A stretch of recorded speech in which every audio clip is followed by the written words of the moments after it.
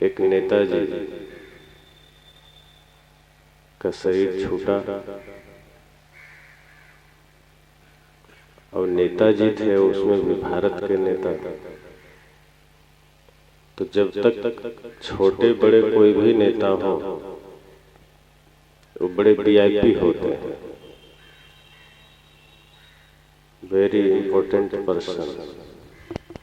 तो जब उनका शरीर छूटा, जब तक धरती पर रहे, भारत में रहे, खूब वादाएं की, खूब घोषणाएं की, काम बिल्कुल भी नहीं किए। जब भी चुनाव आता भर भर के घोषणा करते और कहीं जीत जाते तो दिखाई न देते। तो खूब बढ़िया चलता रहा उनका जीवन। और जब मरे, यमदूत लेने आए और जब यमराज के पास ले गए तो यमराज ने गौर से देखा, कहा आप तो बड़े वीआईपी आदमी मालूम पड़ते हैं। कहा मैं नेता हूं। कहा तब तो आपके साथ थोड़ा वीआईपी ट्रीटमेंट करना पड़ेगा। कहा बिल्कुल होना ही चाहिए। भारत में मैं जहां भी जाता हूं मेरे लिए स्पेशल व्यवस्था होती, स्वाभाविक है, नेता हूं। तो आपके यहाँ भी मेरे लिए कुछ व्यवस्था अलग तो होनी ही चाहिए। यमराज ने कहा बिल्कुल है, आपके पास हम व्यवस्था देंगे, विकल्प देंगे। कहा वैसे तो यहाँ आम आदमी प्रतिदिन आते रहते हैं और कोई व्यवस्था हम स्पेशल नहीं देते। जैसा कर्म होता है उस अनुसार से हम उन्हें स्वर्ग या नरक भेज देते हैं। लेकिन चूंकि आप भारत के नेता हैं और हमारे सारे देवी देवता भारत में ही जन्म लिए, तो आपका तो बनता है वीआईपी होना और हमारे लिए भी आप आदर के पात्र हैं। तो आप हमारे वीआईपी अतिथि हैं, इसलिए हम आपको ऑप्शन देते हैं, विकल्प देते हैं। क्या? तो आपको स्वर्ग और नरक दोनों दिखाया जाए। जो आपको पसंद आ जाए आप वहीं चले जाइएगा। कर्म के आधार पर आपको जगह नहीं मिलेगी, कोई दिक्कत नहीं। अगर आपने पाप भी किया होगा और आपको स्वर्ग पसंद आ गया तो आपके लिए इतनी छूट हो जाएगी। और यदि पुण्य किया होगा, जो कि उम्मीद कम है, आप नेता हैं, नहीं ही किए होंगे, लेकिन फिर भी अगर आपको नरक पसंद आ गया तब आप वहां रह सकते हैं, जिसके कि आप हकदार पहले से हैं। तो नेताजी ने कहा तो बड़ी अच्छी व्यवस्था है। हमने तो सुना था कि कुछ लोगों को वीआईपी ट्रीटमेंट मिलता है, हमें आज पहली बार इसका सामना करना पड़ रहा है। अच्छी बात है। कहा ठीक है, तो फिर दिखाया जाए। यमराज ने यमदूतों से कहा ले जाओ, नेताजी को बढ़िया से घुमा दो सब जगह, जो पसंद आ जाए फिर बताना। तो नेताजी से यमदूत ने कहा कि पहले कहाँ ले चले? कहा स्वर्ग ले चलो, बड़ी चर्चा सुने, बड़ा नाम सुने हैं स्वर्ग का। लोग मरते भी हैं तो स्वर्ग के लिए ही मरते हैं, कामना भी करते हैं, जाप ध्यान तपस्या भी करते हैं तो स्वर्ग के लिए ही करते हैं। पहले वही दिखा दो, नरक तो हम भारत में देखते ही। यमदूत लेकर चले। जैसे ही स्वर्ग के द्वार में प्रवेश किए तो देखते हैं चारों तरफ शांति, कोई हो हल्ला नहीं, कोई शोर शराबा नहीं। नेताजी को लगा ये कहां मरघट ले आए, कोई हो हल्ला नहीं है, कोई नेताजी की जय भी नहीं बोल रहा। यहाँ धरती पर थे, जिधर निकलो तो नेताजी जिंदाबाद, यहाँ तो कोई पूछने वाला भी नहीं। ये किस मरघट में ले आया? यमदूत ने कहा आप देख लीजिए, संवाद तो यमराज से करिएगा, हम तो दिखाने लाए।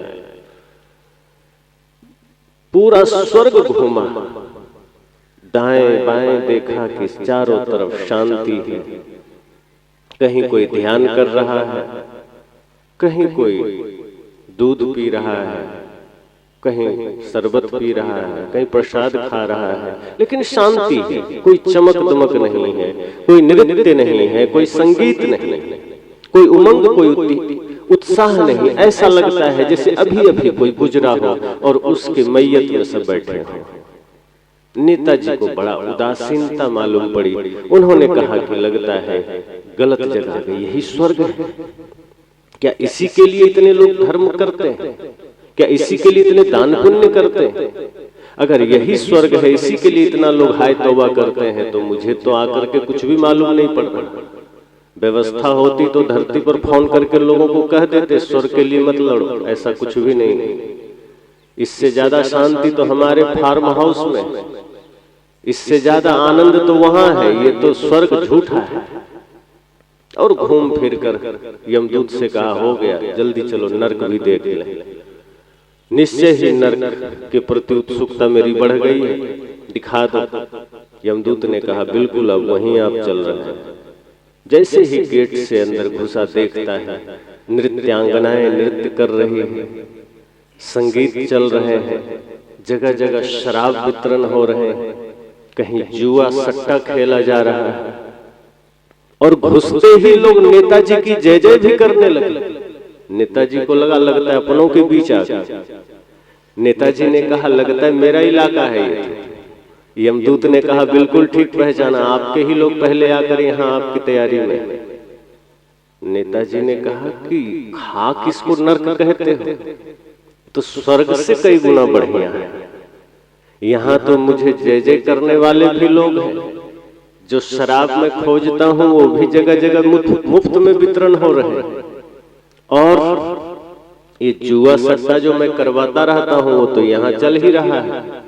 जो नृत्य में देखने यहाँ वहां जाता हूँ वो भी मुफ्त में दिखाई जा रही है। नेताजी ने मन ही मन सोच लिया कि झूठे लोग नर्क कहते हैं, असली स्वर्ग तो यही। जल्दी ले चलो यमराज के पास, तुरंत यहीं लौटूंगा। मन बना लिया, यमराज के पास गए। यमराज ने कहा तो क्या निर्णय का? निर्णय हो गया पहले। अब पहले झूठे स्वर्ग भेज दिए, नाम बस स्वर्ग है, काम का थोड़े। मुझे नर्क जाना है। यमराज ने यमदूत से कहा नेताजी को सम्मान सहित नर्क में ले जाओ। और नेताजी को यमदूत ने कहा चलिए। और जैसे ही अब की बार नर्क में प्रवेश किए, माजरा बदल गया, सारा नजारा बदल गया। नेताजी ने कहा रे यमदूतों, कहा कौन यमदूत? घुसो। हम निकले बाहर, आगे देखता है तो मल ही मल है, चारों तरफ गंदगी ही गंदगी है। सांप बिच्छू डंक मार रहे हैं लोगों को, आरे से किसी का गर्दन काटा जा रहा है, किसी को खौलते हुए तेल में उबाला जा रहा है। नेताजी घबराए, कहा ये क्या है? अब तक जो देखा था वो कहां गया? पीछे से यमदूत ने कहा वो तो हमारा शोरूम है, सिर्फ दिखाने के लिए। असली तो यही है, शोरूम में हम दिखाते हैं कि कितना बढ़िया नर्क है। वैसे नर्क आना कौन चाहता है? आदमी धरती पर मर जाए तो जबरदस्ती का स्वर्गीय लगा दिया जाता है, नर्क में थोड़े कोई जाना चाहता। अब किसी को पता भी ना हो कि वो स्वर्ग गया कि नर्क, लेकिन नाम में तो स्वर्गीय लिखते हैं ना। किसी का कार्ड छपता है तो कोई मुश्किल है कि कोई लिखता होगा कि नर्की अमुक आदमी, नाम के पीछे स्वर्गीय लिख दिया जाता है। ये अता पता हो भी ना कि वो स्वर्ग गया कि नर्क गया। तो यमदूतों ने कहा कि वैसे भी आदमी स्वर्ग जाना चाहता है, नर्क आना कौन चाहता है? फिर हमारा तो भट्ठा ही बैठ जाएगा। और यहाँ इतने कर्मचारी लगे हैं, उनका वेतन कैसे हो? तो ऐसे ही हम शोरूम में थोड़ा दिखाते हैं। कहा ये तो धोखा है, ये तो छल है, हमें छला गया है। हम धरना प्रदर्शन करेंगे। कहो तो तुम्हारे खून में है, धरना तुमने भारत में बहुत किया होगा, पर यहाँ नहीं चलेगा। कहा हम हंगामा करेंगे, भूख हड़ताल करेंगे। कहा जो करना है यही करो, पर ये छल नहीं है, ये तुम्हारे पाप कर्मों की सजा है। कहा कैसे? कहा यही तो तुम भी देश में करते हो। चुनाव का समय आता है तो रोड बनवा देंगे, पानी की व्यवस्था कर देंगे, चिकित्सालय खोल देंगे। तुम्हारे औकात से बाहर की घोषणाएं तुम कराते हो। एयरपोर्ट बनवा देंगे, घर घर नौकरी दे देंगे, हर किसी को मोबाइल टीवी रेडियो बांटने की घोषणा करा और जीतते ही अपना जेब भरने में लग जाते हो, जनता को भूल जाते हो। तो चुनाव में तुम भी यही करते हो, तुमसे ही सीखा है, तुमसे ही हमने भी जाना है कि कैसे लोगों को धोखा दिया जाए, कैसे लोगों को बरगलाया जाए। लेकिन हमारे यहाँ ईमानदारी है, स्वर्ग और नरक में तुम्हें यहाँ बराबर सजा मिलेगी, उसमें कोई कमी नहीं है, यहाँ कोई सिफारिश नहीं चलेगी। और जो तुमने देखा है वो सिर्फ हम लोगों को यहाँ बुलाने के लिए करते हैं, ये रियलिटी में नहीं है, ये वास्तव में नहीं है। वास्तव अब जो तुम देख रहे हो ये वही है, जिन कर्मों के साथ व्यक्ति यहाँ आता है उसके अनुसार उन्हें यहाँ सजा मिलती है। अगर कोई पाप करके आया है तो वो इसी नरक का हकदार बनता है, अगर कोई पुण्य करके आया है तो जहां से तुम लौट आए, जिस स्वर्ग से तुम तो ठीक से स्वर्ग ना देख सके, असल मामला वहां था। अगर स्वर्ग के और थोड़ा सा करीब पहुंचते तो तुम पाते, शुद्ध मन करके जाते, पवित्र मन कर लेते तो शायद स्वर्ग के उस अद्भुत स्वरूप को तुम देख पाते, और तब तुम्हें पता चलता कि वास्तव में स्वर्ग क्या है, जहां आनंद है, उमंग है, उत्साह है, जहां निश्चल शांति है, निष्कपट शांति है, जहां किसी प्रकार का कोई आतंक नहीं, किसी प्रकार का कोई आवेश नहीं, उद्वेग नहीं। लेकिन तुम तो नेताजी ठहरे, वीआईपी बने थे, अब यहाँ तुम पाओ सजा। कहने ये धोखा का धोखा तुमने किया है, उसी की सजा है। जो धोखा करेगा उसे धोखा ही मिलेगा, जो धोखा देता है वो धोखा ही तो खाएगा। और ध्यान रहे, ये स्वर्ग ये नरक हमारे जीवन में यही घटित हो रहा है, बाहर क्या होगा पता नहीं। यहाँ ही हम उस स्वर्ग और नरक को भोग रहे हैं। हम गलत करेंगे, हमें उस गलती की सजा यहाँ मिलेगी, हम अच्छा करेंगे, उस अच्छाई की सजा हमें यहाँ मिलेगी। यमदूतों ने कहा कि तुम नेता होगे धरती पर यहाँ तो तुम कर्म करके आए हो, अब कोई उपाय नहीं है। अब तुम कहा कुछ मौका दे दो, थोड़ा सुधार कर ले। कहा धरती पर सांसें तो मिली थी तुम्हें, उम्र भी मिले थे, तुमने पाप में लगाया। तुम्हारे पास अवसर थे, विकल्प थे, तुम अच्छाई में लगा सकते थे, धर्म के कार्य में लगा सकते थे। पर जब तुम्हारे पास सामर्थ्य था, तुम्हारे पास जवानी थी, तुम्हारा सब कुछ सही सलामत था, आंख नाक कान पैर, तब तुम इसे माया में लगाया, तब तुम इसे पापों में लगा दिया, तब तुम छल में लगा दिया। और अब जब तुम फल पा रहे हो तब तुम सोच रहे हो कि थोड़ा मोहलत मिल जाए, थोड़ा वक्त मिल जाए तो धर्म कर ले। इतना समय मिला तो तुम पाप करते रहे, जब समय मिला तो तुम अधर्म करते रहे, और अब अधर्म की सजा तुम्हें मिल रही है तो तुम सोचते हो अब पुण्य करेंगे। तुम भयभीत होकर के पुण्य की राह पर चलने की सोच रहे हो, ये असंभव है। जागना है, पहले ही जाग जाओ।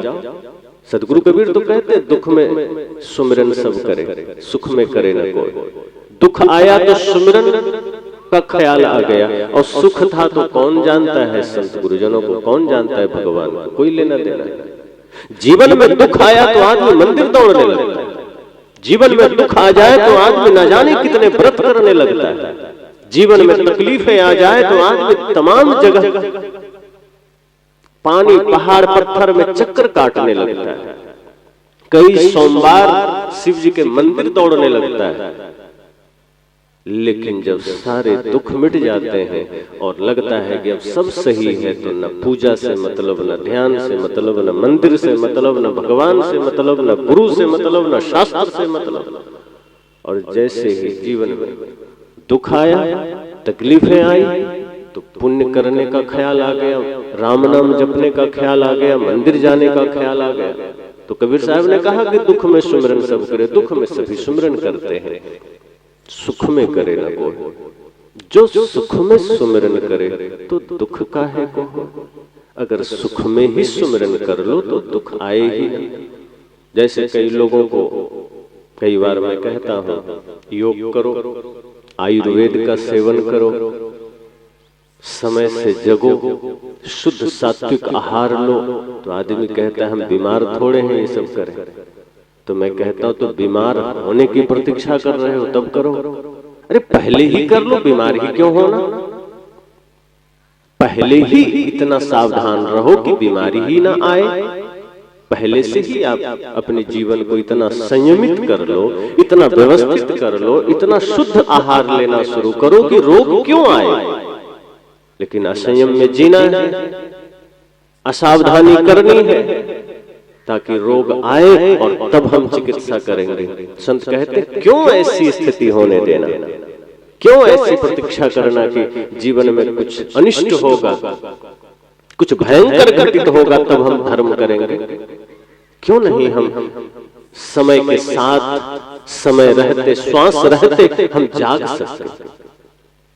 तो नेताजी से यमदूत ने कहा कि समय रहा तो तुम जगे नहीं, तब तो तुम जनता को लूटते रहे, बेवकूफ बनाते रहे, घोषणाएं करते रहे, तमाम वादे करते रहे, और अब जब तुम्हें उसकी सजा मिल रही है तो कहते हो पुण्य का अवसर दे दो, मोहलत दे दो, और अब तुम्हें बता दो कि अगर तुम्हें अवसर दे दिया जाए तो फिर तुम नया पाप करने चले जाओगे, अब तुम नए घोटाले करने चले जाओ। क्योंकि ये मन बड़ा लालची है, ये मन माया के अधीन है और माया का भी यही काम है। वस्तुतः यह सारा खेल माया का है। माया भी तो हमें संसार में आकर्षण दिखाती है, चमक दमक दिखाती है, दुनिया में सारे ऐश्वर्य का दर्शन कराती है। लेकिन जब एक बार हम उस माया के चक्कर में फंस जाते हैं, उसके आकर्षण में पड़ जाते हैं, बाद में पता चलता है सिर्फ विकर्षण है, सिर्फ दुख है, सिर्फ पीड़ा है। माया ने दिखाया तो जरूर था ठीक उसी स्वर्ग और नर्क की भांति कि नर्क में भी स्वर्ग जैसा दिखा देना, ये माया का ही तो काम है। हम अपनी इन आंखों से जगत को कहां देख पाते, जगत के सत्य को हम देख ही नहीं पाते। हम तो जगत के उस झूठे स्वरूप को देख लेते हैं जो माया हमें दिखाना चाहती है, और वही चीजें हम देख देख करके भूले रहते हैं और उसी मार्ग पर दौड़े चले जाते हैं। हम रिटर्न नहीं होते, वापसी नहीं कर पाते। इसलिए संतों ने कहा है कि माया का मार्ग बड़ा कठिन मार्ग है, उसमें आपको अच्छाई का दर्शन कराते चली जाएगी माया। ठीक ऐसे ही जैसे कहते हैं ना मृग तृष्णा, मृग तृष्णा का अर्थ होता है कि जब गर्मियों का समय है और कहीं पानी ना हो तो मृग दौड़ता है पानी की तलाश में, तो दूर कहीं लगता है पानी दिख रहा है, जब निकट जाता है तो वो रेत की चमक होती है और पानी नहीं होता, फिर उसे लगता है कहीं और आगे है, फिर और आगे है, और उसी तलाश में वो दौड़ते दौड़ते प्राण गंवा देता है। संत कहते हैं ये संसार भी इसी भांति से है। लगता है अब यहाँ सुख होगा, इस घर में सुख होगा, अब इस वस्तु में सुख होगा, अब इस व्यक्ति में सुख होगा, अब और जैसे ही उन चीजों को प्राप्त कर लेते हैं उसका सुख खत्म हो गया। जैसे आप कल्पना करिए कोई आदमी पैदल चलता था, अब किसी को साइकिल पर चलते देख लिया तो उसे लगा साइकिल में बड़ा सुख है, अगर मैं पालूं तो मैं भी सुखी हो जाऊं। प्रयास किया, उसने साइकिल खरीद लिया, अब वो बड़ा सुखी हो गया। अब वो कहीं भी जाता है साइकिल में बैठ के जाता है, उसी से यात्रा करता है। अब 2-4-10 दिन के बाद उसकी नजर किसी बाइक वाले पर पड़ गई, अब उसे लगा कि नहीं बाइक में सुख है। अब सोचो अगर साइकिल में सुख होता तो बाइक पर नजर जाए चाहे हवाई जहाज पर जाए, साइकिल तो सुख ही देगा ना। अगर किसी टंकी में पानी भरा है तो गंगा नदी पर नजर पड़ जाए तो क्या टंकी में से तेल निकलने लगेगा कि उसमें से पानी ही निकलेगा ना, नजर चाहे कहीं चली जाए। अगर साइकिल में सुख है तो बाइक पर भी नजर चली जाए चाहे हवाई जहाज पर चली जाए, साइकिल सुख देगा, लेकिन उस व्यक्ति को सुख नहीं मिल रहा है। क्यों? क्योंकि अब सुख उसे बाइक में नजर आ रहा है। अब माया ने उसका चित्त ट्रांसफर कर दिया कि नहीं अब साइकिल तुम्हारे जीवन में सुख नहीं दे सकता, अब तुम बाइक खरीद लो और सुखी हो जाओगे। और आदमी प्रयास करके बाइक खरीद लिया, अब उसी से घूम रहा है, जा रहा है, खेत खलिहान भी बाइक से ही जा रहा है, नया नया कोई बाइक खरीदता है तो कहीं भी जाना हो तो बाइक से ही जाना शुरू करता है। 2-4 दिन बड़ा सुखी होता है, नहीं काम है तो भी 2 चक्कर लगा के आता है, बड़ा सुखी। कोई काम हो छोड़ करके भी बाइक एक बार चला लेता है, कितना आनंद आ रहा है। लेकिन गलती से किसी कार वाले को देख लिया तब बाइक दुख देने लगा कि नहीं, इसमें सुख नहीं है, कार में सुख है। अब किसी तरह एक अल्टो ही सही हो जाए तो अच्छा है। अब सोचो, साइकिल में भी सुख नहीं था, बाइक में भी नहीं है और आगे कार में भी नहीं मिलेगी, लेकिन हमें कार में सुख नजर आ रहा है। ये काम माया का है, वो आपको दौड़ाती है कि यहाँ नहीं, अब यहाँ ट्राई करना, अब जरा यहाँ चेष्टा करना, अब यहाँ कोशिश करना, अब तुम सुखी हो जाओगे। और किसी तरह से लोन लेकर कार भी खरीद लिया EMI पर, लेकिन दूसरे क्षण, दूसरे ही दिन नजर पड़ गई थोड़ा सा लग्जरी कार पर। अब खटकने लगी अल्टो कि कहाँ ये अल्टो हमने ले लिया। मर्यादा का सवाल है, अच्छा होता थोड़ी सी महंगी आ जाती, स्कॉर्पियो ही ले लेते, सफारी ही ले लेते, इनोवा ले लेते, फॉर्च्यूनर ले लेते, और कहीं मध्यम रेंज में ये सब ले लिए तो आगे फिर माया आपको BMW की ओर ले जाएगी कि नहीं नहीं, ये सब भी सुख का कारण नहीं है, थोड़ा BMW के तरफ चलो, ऑडी के तरफ चलो, मर्सिडीज के तरफ चलो, रोल्स रॉय के तरफ चलो। और अगर वहां तक चले गए तो माया फिर रुकने वाली नहीं, कहेगी थोड़ा हेलीकॉप्टर भी तो देख लो, उसमें भी सुख है इससे ज्यादा। और अगर हेलीकॉप्टर का प्लान बनाए तो चार्टर्ड प्लान के तरफ मन आपको मोड़ देगा माया। तो माया का ये स्वभाव है, वो सुख नहीं देती, सुख का आभास कराती है कि यहाँ नहीं, अब आगे, थोड़ा आगे। और यही आगे आगे करते शरीर धीरे धीरे धीरे धीरे मृत्यु की गोद में चला जाता है। और जिसके लिए ये समय मिला, जिसके लिए शरीर मिला, भक्ति के लिए वो काम हमने किया नहीं, जिसके लिए शरीर मिला, जिसके लिए श्वास मिली, धर्म के लिए, वो पुण्य के लिए, परमार्थ के लिए, वो हमने किया नहीं। तो नेताजी से कहा कि तुम्हें भी मिला था, तुम 3-4 बार तो MLA रह चुके हो, 10-15 साल तो रहे हो, 3 बार, इतना में तुम न जाने कितना विकास कर देते समाज का। लेकिन वो 15 सालों में तुमने न किया और अब तुम कहते हो कि अब और मोहलत दे दी जाए, तब तुम क्या करोगे? अब तुम कुछ नहीं करोगे, इसलिए इसी नरक में सड़ो, अब यहीं रहो, यही तुम्हारा असली घर है। अब जब तक तुम अपने समस्त पाप कर्मों की सजा पा नहीं लोगे, यहाँ से निकलने का कोई द्वार नहीं।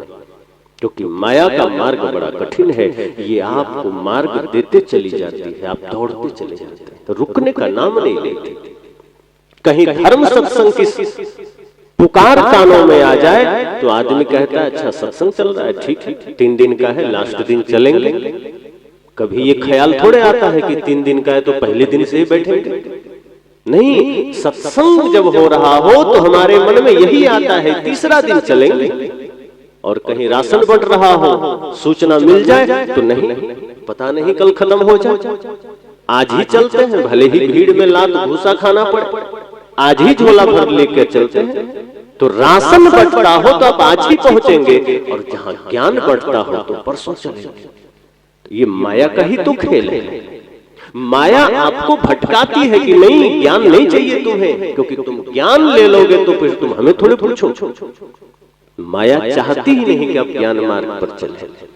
माया को ये पसंद नहीं कि आप सत्संग में जाएं, वो आपको डाइवर्ट करती है, वो आपको बाधित करती है, वो आपका मार्ग बदलती है कि नहीं तुम तो संसार में जाओ, तुम तो जुए के अड्डे पर जाओ, तुम तो सिनेमा देखो, तुम फिल्मी गीत सुनो, आपके पास मोबाइल है, मुश्किल से प्रवचन सुनते हैं, नहीं ज्यादातर तो फिल्मी गाने सुनते हैं। और मैं तो उन लोगों को भी देखा है जो भगवान के भक्त होते हैं। मैं एक हनुमान के भक्त को देखा, बड़ा भक्त, गले में हनुमान जी का लॉकेट, लेकिन दोनों टाइम अंडा खाता था। तो हमने कहा, पूछा उससे कि हनुमान जी का लॉकेट है गले में, तो शाकाहारी हो? कहा नहीं, अंडा खाते। तो कहते हनुमान जी का भक्त कैसे हुआ? कहा पहना दिए हैं माँ पापा। वो कहे कि ये पहनोगे तो भूत नहीं पकड़ेगा, मतलब हनुमान जी से कोई लेना देना नहीं है, भूत ना पकड़े इसलिए हनुमान जी से लेना देना। और ऐसे हनुमान भक्त को हमने देखा है, घर में जब रहता है तो एक से एक अश्लील फिल्मी गाने सुनता है, लेकिन कहीं गलती से मरघट से गुजर रहा हो तब गाने भूल जाता है, तब याद आता है जय हनुमान ज्ञान गुण सागर, जय कपीस तिहुँ लोक उजागर। उसमें एक पंक्ति आई ना, महावीर जब नाम सुनावे भूत पिशाच निकट नहीं आवे। तो हनुमान जी की भी याद वो तब करता है जब भूत भगाना, लेकिन जब घर में है, बाजार में है, परिवार में है, तब वो अश्लील गीतें सुनता है, तब वो माया को सुनता है, संसार को सुनता है। तो ऐसे भी लोगों को देखा है जिसको धर्म से मतलब नहीं है, ज्ञान से मतलब नहीं है, भगवान से मतलब नहीं है, उसको मतलब सिर्फ अपने स्वार्थ से है, अपने आसक्ति, अपने कामना से, और माया यही तो चाहती है। तो हमें कहीं सत्संग का भी अवसर मिल जाए, धर्म का अवसर मिल जाए, पुण्य का अवसर मिल जाए, तो हम उसे टालते हैं। हम फिर वही मृग तृष्णा में पड़ते हैं, हम फिर वही माया के छलावा में पड़ते हैं, और हम उसी तरफ निकलते चले जाते हैं। चूंकि माया का मार्ग, संसार का मार्ग बड़ा चिकना होता है। आप उस पर जाएंगे ना, आपको मेहनत नहीं करनी पड़ेगी। गलत मार्ग पर आपको कोई मेहनत नहीं करना है, लेकिन सही मार्ग पर जाने के लिए बड़ी मेहनत की आवश्यकता पड़ती है, बड़े चिंतन की आवश्यकता पड़ती है, सुधार की आवश्यकता पड़ती है, मेहनत करनी पड़ती है। अधर्म के मार्ग पर, पाप के मार्ग पर, छल के मार्ग पर, कपट के मार्ग पर, हिंसा के मार्ग पर कोई मेहनत की आवश्यकता नहीं।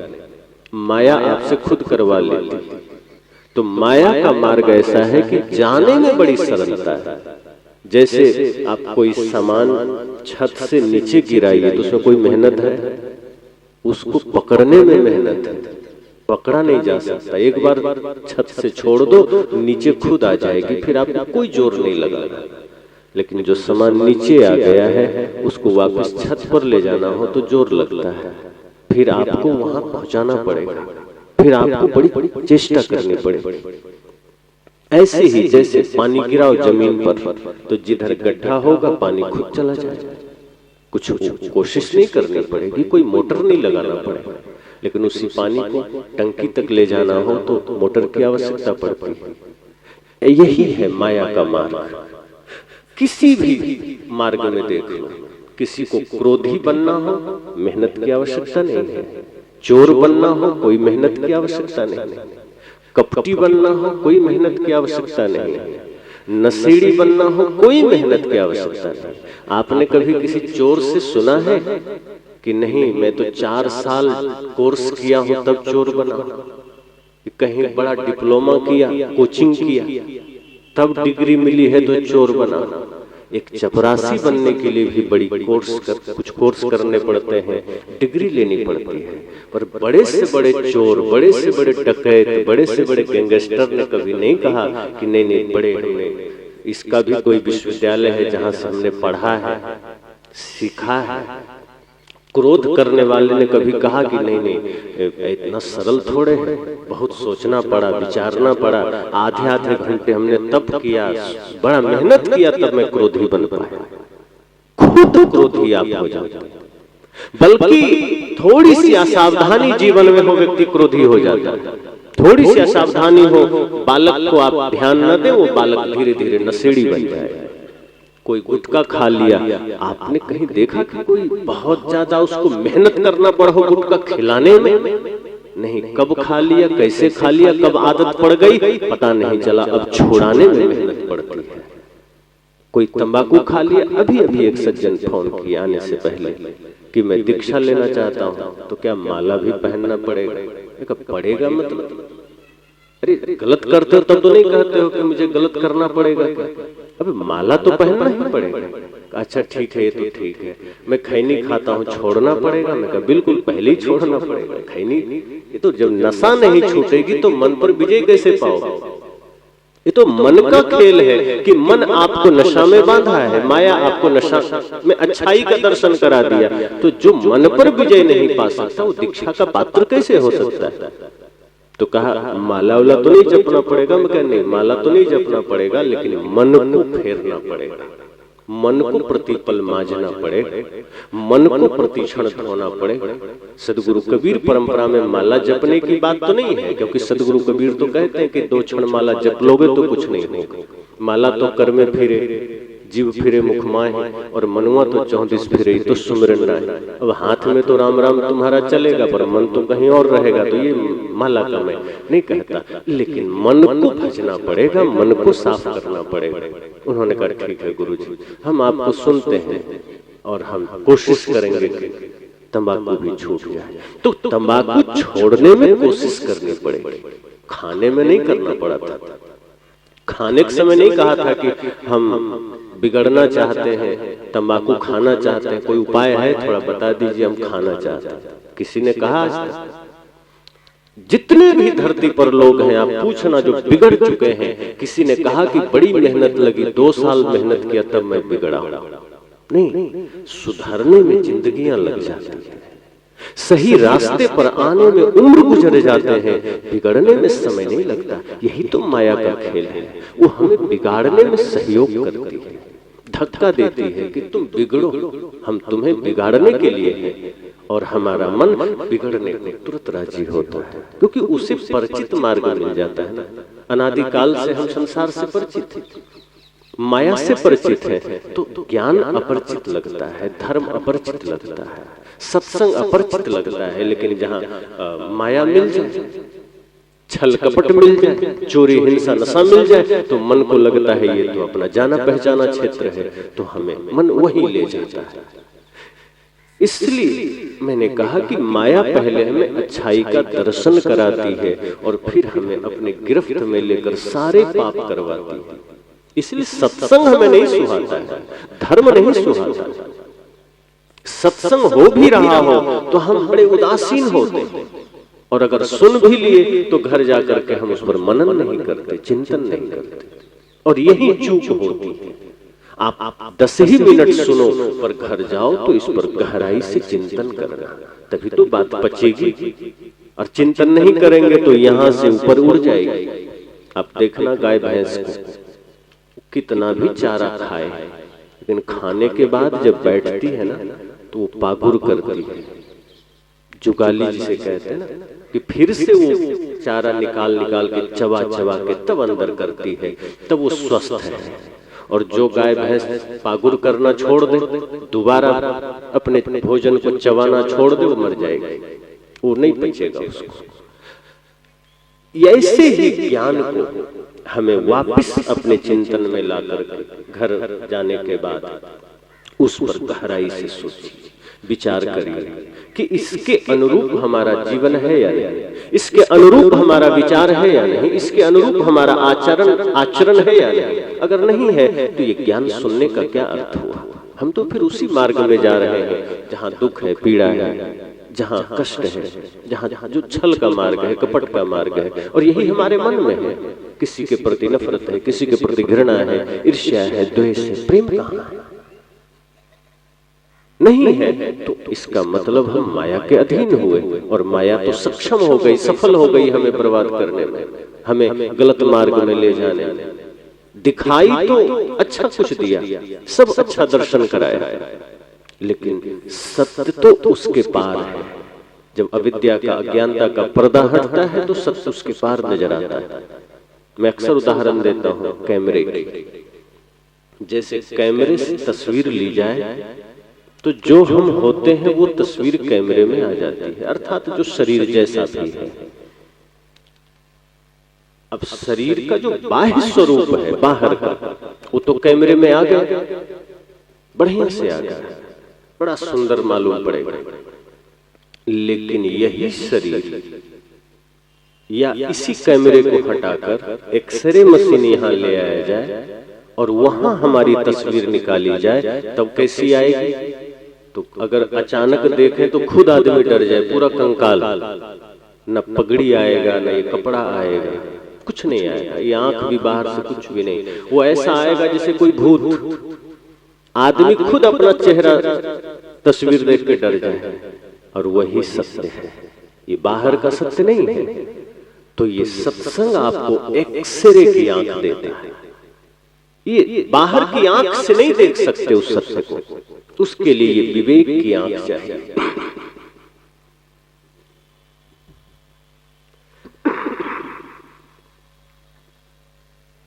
तो विवेक की आंख इसी सत्संग से जगता है और तब आप माया को समझ पाते हैं। वरना माया आपको कहीं अच्छा का दर्शन कराएगी, कहीं आकर्षित करेगी, कहीं आपको सकारात्मक बना देगी कि नहीं ठीक ही तो है, ये संसार ठीक ही तो है, ये वस्तु ठीक ही तो है, ये शरीर ठीक ही, मतलब दुनिया भर के ऐश्वर्य में आपको आपके भीतर एक सकारात्मकता पैदा कर देगी। फिर आपको लगेगा गलत क्या है, ये झूठे संत लोग हल्ला करते रहते हैं, क्या सत्संग क्या भजन, ये संसार कोई गलत थोड़े है। और जब उसमें आप फंसते हैं तब रोना शुरू होता है कि अब निकलने का मार्ग नहीं है।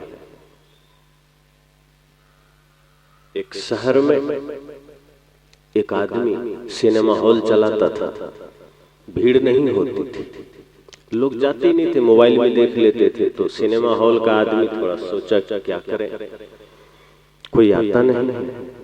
उसने तरकीब निकाली, कहा कि अगले रविवार को हमारे यहाँ एक फिल्म फ्री में दिखाई जाएगी। और हमारे देश में फ्री की बड़ी आदत है, अगर फ्री में कुछ हो तो आदमी बीमार ना हो तो भी लाइन में खड़ा होकर चेकअप करवा ले, क्या पता कुछ ठीक ही हो। ऐसा आपने भी अनुभव किया होगा कि कहीं लिखा हो कि मुफ्त में जांच किया जाता है तो स्वस्थ आदमी भी एक बार खड़ा हो जाता है, थोड़ा हम भी करा रहा। तो इसी तरह से जब घोषणा कर दिया गया कि अगले रविवार को हमारे सिनेमा हॉल में 3 घंटे की फिल्म फ्री में दिखाई जाएगी, अर्थात सिनेमा हॉल आइए फ्री में फिल्म देखिए, लोगों को बड़ा आनंद मिला कि गजब की बात है, मोबाइल में छोटे में देखते हैं, अच्छा होगा अब तो बड़े पर्दे पर देख लेंगे वो भी फ्री में। तो क्या बच्चे क्या जवान बूढ़े भी चल पड़े। और लिखा ही था कि आज 3 घंटे के लिए सिनेमा हॉल में पूरा आना फ्री। अब लोग पहुंच गए, सिनेमा हॉल के मालिक तो बड़े खुश हुए, कहा कि वाह पहली बार सिनेमा हॉल में इतनी भीड़, हाउसफुल से भी ज्यादा। सीढ़ियों पर लोग खड़े हो गए, इतनी जगह भर गई। और जब सारे लोग आ गए, जगह फुल हो गया, कुछ लोग बाहर ही खड़े रहे। सिनेमा हॉल के मालिक ने कहा अगले सप्ताह तुम्हें फिर मौका देंगे, अभी जो घुसे हैं ठीक है, इतना ही ठीक है। उसके बाद सारे खिड़कियां दरवाजे बंद कर दिए गए, बाहर से ग्रिल लगा दिए गए, बड़े ताले लगा दिए गए और फिल्म चालू हो गई। 3 घंटे की फिल्म चली, फिल्म खत्म हुई। अब लोग जाने की सोचे तो दरवाजा ही न खुले। अब लोगों ने कहा ये क्या मजाक है, 3 घंटे हो गए, फिल्म भी हमने देख लिया, अब दरवाजे खोलो जाने दो। कहा 500 रुपये जमा करो फिर निकलो। कहा ये तो धोखा है, तुमने कहा था कि फिल्म देखना फ्री है। कहा हाँ तो देखा तो फ्री में ही है, जाने के पैसे लगेंगे, यहां से निकलने के लिए 500 देने होंगे। अब मजबूरी थी, देनी पड़ी और 500 देने पड़े। 100 में काम चलते अगर 100 का टिकट था, लेकिन 500 देने पड़े क्योंकि आना फ्री था, जाना फ्री थोड़ा था। उसने कहा मैंने आना फ्री कहा था, ये तो नहीं कहा आना और जाना दोनों फ्री। यही माया का काम है, लोभ देकर के, प्रलोभन देकर के आपको बुला तो लेती है किसी भी मार्ग पर, हिंसा के मार्ग पर, कपट के मार्ग पर, छल के मार्ग पर, झूठ के मार्ग पर, नशा के मार्ग पर। लेकिन जब आदमी वहां पहुंच जाता है और तब सोचता है कि शुरू में तो बड़ा आकर्षण दिखाया था माया ने, अब लौटने के लिए पूरी जिंदगी कीमत में चुकानी पड़ जाती है, सब कुछ समर्पित करना पड़ जाता है, फिर भी बचना मुश्किल है, अगले जन्म तक उसका फल हम होते हैं। इसलिए सदगुरु कहते हैं कि इस माया के भुलावे में मत पड़ना। ये बाहर जो कुछ भी है सिर्फ ये आकर्षण है। सत्य देखना हो तो एक्सरे मशीन की तरह विवेक की आंख जगाना, तो ये जगत के असली सत्य को देख पाएंगे। जगत के दिशा में बहकर नहीं, जगत से थोड़ा विपरीत होकर के। इसलिए सदगुरु कबीर ने कहा है ना, है कोई गुरु ज्ञानी जगत उलटी वेद बूझे। वे कहते हैं जगत के साथ चलकर जगत को नहीं समझ पाओगे, जगत को समझना है, माया को समझना है, तो जगत से थोड़ा विपरीत होना पड़ेगा, भीड़ से थोड़ा अलग होना पड़ेगा। और जब भीड़ से थोड़ा अलग होगे, सत्य के धरातल पर आओगे, तो तुम सत्य समझ पाओगे। इसलिए मैंने कहा कि जीवन में जो कुछ भी लगे कि ये सरलता से प्राप्त हो रहा है या आकर्षण दिखे, समझ जाना ये धोखा है। सत्य तो ये है कि ये बाहर जो कुछ भी हमें दिखता है और जहां भी मन आपको आकर्षित करता है, जहां भी मन आपको जल्दी लेकर जाता है, वही दुख का कारण बनता है। इसलिए मन को वश में करने की बात हमारे सभी शास्त्रों ने किया, सभी संतों ने किया। आप कहीं भी किसी भी शास्त्र को पढ़ लीजिए, बड़े से बड़े संतों ने, बड़े से बड़े मनीषियों ने एक ही शब्द कहा कि आप मन को वश में करना, मन को निर्मल करना। यहां तक कि राम जी ने भी कहा। लोग कहते हैं ना कि राम हमें मिल जाएंगे, राम मिल जाएंगे, सरलता से मिल जाएंगे। एक आदमी राम जी के पीछे दौड़ रहा था, घर से दौड़ना शुरू किया तो राम जी दूर थे, दौड़ते दौड़ते निकट पहुंच गया, 10 फीट की दूरी रह गई तो राम जी मुड़कर देखे, कहा पीछे कौन दौड़ रहा है? तो देखा एक कोई बावला आदमी राम राम करता दौड़ा चला रहा है। राम जी ने कहा कि मेरे पीछे क्यों दौड़ रहे हो? कहा गजब बात करते हैं, पूरा दुनिया आपके पीछे दौड़ रही है, हम भी दौड़ रहे हैं। कहा क्यों? आपको पाना चाहते हैं। तो राम जी ने कहा मुश्किल है, लौट जाओ। कहा नहीं, जब चले थे तब दिखते भी नहीं थे, अब तो 10 फीट की दूरी रह गई, अब तो हम जोर से छलांग लगा ले तो आपके कंधे में चढ़ जाएंगे, अब तो पकड़ना सरल है, अब क्यों लौटे? राम जी ने कहा ये 10 फीट का फासला जीवन भर बना रह जाएगा, नहीं पा सकोगे। कहा ऐसा कैसे? फिर क्या उपाय है आपको पाने का और कौन पा सकता है? तो राम जी ने कहा निर्मल मन जन सो मोहि पावा, मोहि कपट छल छिद्र न भावा। जिसका मन निर्मल है, देखो राम भी यही कहते हैं कि तुम राम राम करके नहीं पा सकता मुझे, मेरे नाम पर मंदिर बना के नहीं पा सकता, मस्जिद बना के तुम अल्लाह को नहीं पा सकता, कुछ भी बाहर करके नहीं पा सकता। तो करना क्या है? बाहर कुछ करना ही नहीं है, मन को निर्मल करना। और जब मन को निर्मल करेंगे तो सदगुरु कबीर का वह वचन याद करिए कि फिर आपको राम के पीछे नहीं जाना है। तो यह मन तो शीतल भया जैसे गंगा नीर, पीछे पीछे हरि फिरे कहत कबीर कबीर। कहते मन निर्मल तो करो, फिर तुम्हें राम के पीछे नहीं जाना, फिर राम ही तुम्हारे पीछे आएंगे, वही तुम्हारा नाम जपते हुए आएंगे। क्योंकि आपके वश में सिर्फ आपको मन निर्मल करना है, आपके वश में राम को खोजना नहीं है। आप राम को नहीं खोज सकते, आप पात्र बन जाइए, स्वयं राम लौट आएंगे। एक मोटा उदाहरण समझिए, अभी हमारे प्रधानमंत्री जी से आपको हमको मिलना हो कितना कठिन होगा। जानते हैं कि दिल्ली में होंगे, फिर भी मिल पाएंगे। अगर हमें लगे कि अभी हमको आज ही के आज मिलना है, कितने लोग हैं जो बताएं कि आज के आज मिल लेंगे। अब कोई नेता बैठे होंगे तो मिल सकते हैं, हम लोग तो नहीं मिल सकते। लेकिन मोदी जी के मन में आ जाए कि यहाँ हमको किसी से मिलना है आधे घंटे में, तो मिल लेंगे कि नहीं? तुरंत सर्च कर लेंगे, सीबीआई से पता कर लेंगे कि इस आदमी का पता बताओ, हेलीकॉप्टर यहीं बगल में उतर जाएगा। यही बात है कि आप राम के पीछे मत जाइए, आप भगवान के पीछे मत जाइए। आप पता भी नहीं कर पाएंगे वो कहाँ है, कैसा है। आप पात्र बन जाइए, आप मन को निर्मल कर लीजिए, आप अपने जीवन को सुंदर बना लीजिए। मन वचन कर्म से अगर आप पवित्र हो गए तो राम कृष्ण सब आपके द्वार पर स्वतः चलकर आ जाएंगे। कि जो सत्पात्र होता है, कहते हैं ना, उसके हृदय में स्वयं परमात्मा विराजमान हो जाता है। इसलिए माया के छलावा को छोड़िए, बाहर के समस्त जो आकर्षण है उससे विमुख होकर के भीतर लौटने का प्रयास करिए। क्योंकि माया आपको कपट के मार्ग में, छल के मार्ग में, धोखा के मार्ग में, झूठ के मार्ग में, हिंसा के मार्ग में ले जाएगी। और वहां अगर कोई व्यक्ति गया है तो समझ जाइए कि वो माया के अधीन होकर गया है, बेहोश होकर गया है। क्योंकि धरती पर कोई ऐसा काम नहीं जो गलत रास्ता हो और आदमी उस पर होश में गया हो। धरती का एक भी बुरा काम बता दो जहां कोई होश में गया हो। बुरे काम में जाने के लिए बेहोशी अनिवार्य है, होश में नहीं जाया जा सकता। इसलिए सदगुरु कहते होश में आइए, जागृत होइए, और ये सत्संग हमें जगाने के लिए है, होश में लाने के लिए है। अगर होश में आ गए तो ध्यान रखना, मैंने कहा था वो नेताजी वाला हाल नहीं होगा, फिर यही मामला ठीक रहेगा।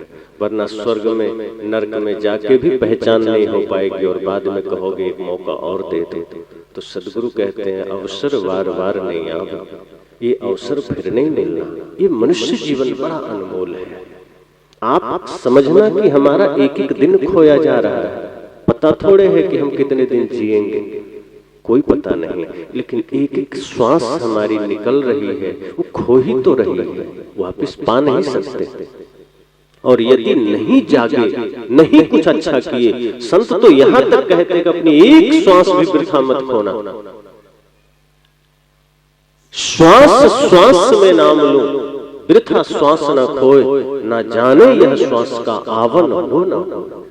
सदगुरु तो कहते हैं कि श्वास श्वास में नाम लो, अर्थात पवित्रता रखना मन में, श्वास श्वास में सुंदर चिंतन करना, गुरु के वचनों का चिंतन करना, संत के ज्ञान का चिंतन करना, तन से काम मन से राम, तन से समाज का काम भी करना, परिवार का काम भी करना, और मन में भजन भी चलता रहे, चिंतन भी चलता रहे, ज्ञान भी चलता रहे। तो श्वास श्वास में एक श्वास भी बेहोशी आई कि गंदगी आ जाएगी, एक पल भी अगर मूर्छा आई तो उसमें हिंसा के भाव आ सकते हैं, छल कपट के भाव आ सकते हैं। इसलिए आप कभी अनुभव करना कि कभी अगर मन में क्रोध आया, कभी ईर्ष्या आई, कभी द्वेष का भाव आया, छल का भाव आया, लोभ का भाव आया, मतलब उतने समय श्वास में नाम सुमिरन खो गया, बेहोशी आ गई। इसलिए सदगुरु कहते हैं सत्संग सुनिए तो यहां जितनी देर सुनिए, इसको समझना कि ये चार्जिंग पॉइंट है, ये चार्जिंग स्टेशन है, यहां आप चार्ज होने आए हैं। घर जाइए, इस चार्जिंग का उपयोग करिए। और चार्जिंग का उपयोग का मतलब है कि यहां इतनी तन्मयता से सुनिए, इतनी सहज और समर्पित भाव से सुनिए कि यह ज्ञान की चार्जिंग, ध्यान की चार्जिंग आपके जीवन पर ऐसा चढ़ जाए कि घर जाकर के भी वो ज्ञान आपके आचरण से अलग अलग हो सके। होता तो यही है कि हम यहाँ सुन लेते हैं, घर जाते हैं तो हमारे आचरण में वो ज्ञान की चार्जिंग दिखाई नहीं देती। और इसका परिणाम यह होता है कि घर में जाते ही मुख से फिर हम बच्चों को गाली देने लगते हैं, फिर पड़ोसी से झगड़ने लगते हैं, फिर भाई से झगड़ा करने लगते हैं, फिर वही जमीन का विवाद में लग जाते हैं, फिर वही माता पिता का अनादर करने लग जाते हैं, फिर वही नशा दुर्व्यसन में लग जाते हैं। इसका मतलब वो ज्ञान हमारे आचरण तक उतर नहीं पाया। जब सत्संग में सुना हुआ ज्ञान आपके आचरण में उतरेगा, फिर इन हाथों से कभी नशा को आप छू नहीं सकेंगे, फिर इस मुख में कभी गाली को आने नहीं देंगे, फिर इस मस्तिष्क में कभी विवाद को आने नहीं देंगे, फिर हृदय में कभी कपट को आप बैठने नहीं देंगे।